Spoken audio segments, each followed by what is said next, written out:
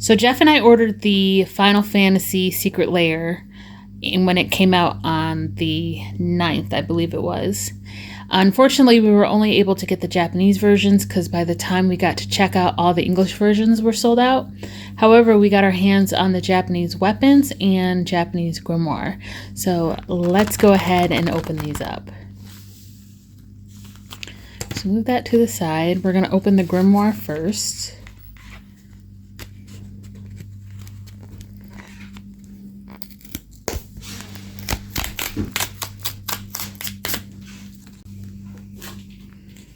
So I'm going to lay these out and Jeff is going to scan them for me and we'll be able to show you what they are. Oh, that is a different one. All right, so this card is called Prismatic Ending. It's a sorcery and it has Converge. Exile target non-land permanent if its mana value is less than or equal to the number of colors or mana spent to cast this spell.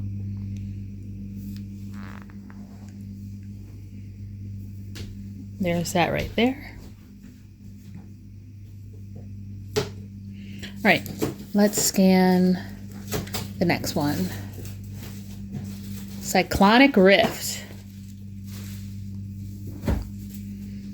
We all know what this one does. Return target non-land permanent you don't control to its owner's hand. Overload, 6 and a blue. You may cast a spell for its overload cost. If you do, change target and its text to each. I think the art on this could have been a little bit different. It just shows him like in space or whatever. But it's still a good card, good value. All right, let's scan the next one. So I believe this is Noctis. Oh, that's not it. That's wrong.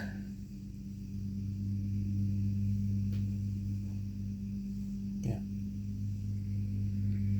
All right, so this one is Damn, which is a sorcery.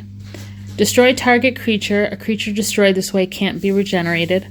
Overload is 2 and 2 white. You may cast a spell for its overload cost. If you do, change target and its text to each. So both of these, Cyclonic Rift and Damn, are board wipes. Okay, let's move on to the next one.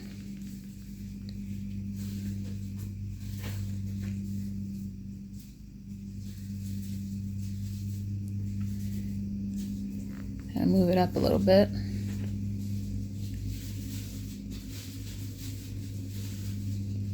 Okay, this one is called Silence. Your opponents can't cast spells this turn. That's cute. All right, what's this one with little Vivi?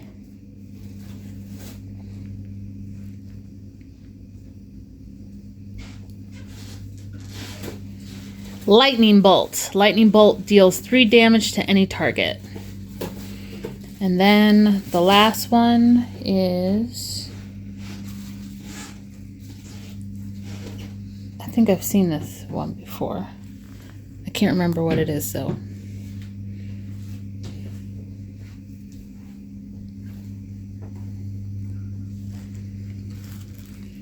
Heroic Intervention. Permanents you control gain hexproof and indestructible until the end of turn. Well, that's pretty cool art. All right, so these are the 6 cards that come in the Grimoire set. And I will be putting these into decks, particularly this one, because I just built a unit deck, and I need a Heroic Intervention. All right, let's move on to the Weapons Secret Lair. All right, next is the Weapons Secret Lair, so let's open it up.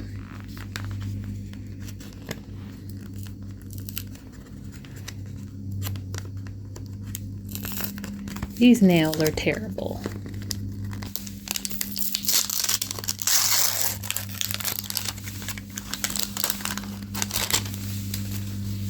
And set them out.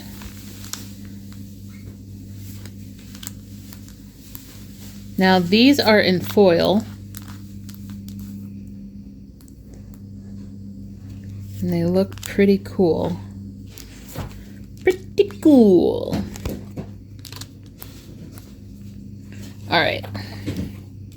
Let's start scanning. First, we're going to scan Yuna. This is Staff of the Storyteller. It's an artifact, and when this artifact enters, create a 1/1 white spirit creature token with flying. When you create one or more creature tokens, put a story counter on this artifact. Tap it and pay a white to remove a story counter from this artifact and draw a card. So this would be great in token decks. Amazing. Okay, let's scan the next one.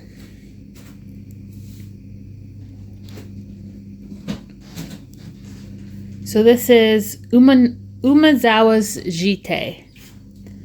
Legendary artifact equipment. Whenever equipped creature deals combat damage, put 2 charge counters on Umezawa Jite. Remove a charge counter from Umezawa's Jite, choose 1. Equipped creature gets +2/+2 until end of turn. Target creature gets -1/-1 until end of turn, or you gain 2 life, and then it costs 2 to equip. I don't think I told you how much it costs to equip the Staff of the Storyteller. It costs... Oh. It doesn't. It doesn't equip. It doesn't equip to anything. It's just an artifact. It's just a solo artifact. Interesting. All right, on to the next one. We have Titus. And this is the Sword of Truth and Justice. It's an artifact equipment. Equipped creature gets +2/+2 and has protection from white and from blue. Whenever equipped creature deals combat damage to a player, put a 1/1 counter on a creature you control, then proliferate. Which means choose any number of permanents and/or players, and give each another counter of each kind already there. And its equipment is pay 2. So that's awesome. That is really good. Excited about that. Because white and blue are prime removal colors, aside from black. All right, let's move on to the next one. We have Clive here. Blade of Selves. Equipped creature has Myriad. Whenever it attacks for each opponent other than defending player, you may create a token copy that's tapped and attacking that player or planeswalker they control. Exile the tokens at the end of combat. Nice. Nice, nice, nice. And it's got equip 4. Cool. Oh, and it costs 2. I should probably tell you that. It costs 2 to bring it in. Alright. I don't know who this character is. But this is the Colossus Hammer. It costs 1 to bring it in. 1 colorless. And it's an artifact equipment. Equipped creature gets +10/+10 and loses flying. Equip cost is 8. 8 to attach a target creature you control. Equip only as a sorcery. Cool. Alright, and then the last card, we have Noctis here. And this is Forge Anew. It's 2 and a white. It's an enchantment. Why do they have an enchantment in a weapons deck? Curious. Okay, when this enchantment enters, return target equipment card from your graveyard to the battlefield. Well, that would be why they have it in a weapons deck. During your turn, you may activate equip abilities anytime you can cast an instant. You may pay nothing rather than pay the equip cost of the first equip ability you activate during each of your turns. Awesome. So I think the one I'm going to get the most use out of is probably this one, which I've already forgotten. Truth and It's called Sword of Truth and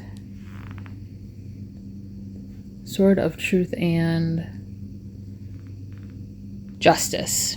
I think I'm going to get the most use out of that, particularly for the proliferate counters. And that costs 3 colorless. I'll get the most use out of that, and probably the most use out of the Blade of Selves for Myriad. And that costs 2 colorless. So yeah, these are the 6 in the weapons.